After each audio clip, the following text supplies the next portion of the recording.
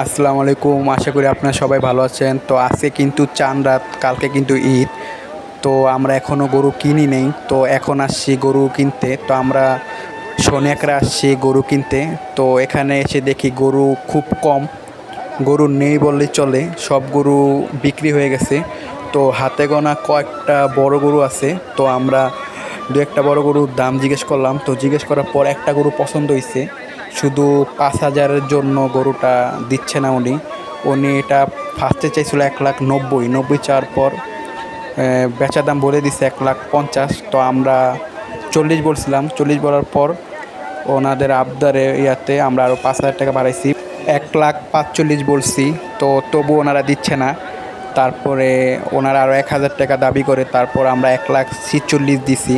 কি হবে, গরু তো আর কিনতেই হবে, কারণ কালকে ঈদ আর হাটে কিন্তু গরু নেই বললেই চলে। তো আমরা তবু গরুটা কিনে নিলাম 1,46,000 দিয়ে। তো তাদেরকে আমরা টাকা দিতেছি। তো এখন এই যে এই গরুটা আমরা নিলাম, গরুটা খুবই সুন্দর হয়েছে মাশাআল্লাহ।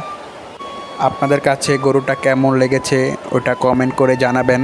তো আমার লাল গরু নেওয়ার ইচ্ছা ছিল, তো ইনশাল্লাহ লাল গরুই নিছি। তো এখন গরুটাকে নিয়ে আমরা যাব হাসিলগড়ে। তো আমরা এখন চলে আসলাম হাসিলগড়। তো গরুটাকে হাসিল করব। তো আজকে কিন্তু চাঁদ রাত, তাই গরু নেই বললেই চলে, পুরো হাট খালি। তো হাতে গোনা কয়েকটা গরু আছে আর ছোটো সাইজের গরু। তো আমরা ভাবছিলাম চাঁদ রাতের কারণে গরুর দাম কিছুটা কমবে, কিন্তু না, আগের মতোই। তো যাক, আমরা এই গরুটা পেয়ে গেলাম। তো এটা হাসিল করার পর এটাকে এখন নিয়ে যাব। তো গরুটার হাসিল করা হয়ে গেছে। তো 6,000 টাকা লেগেছে হাসিল করতে। তো গরুটার মোটমাট এখন দাম পড়লো 1,52,000 হাসলি সহ।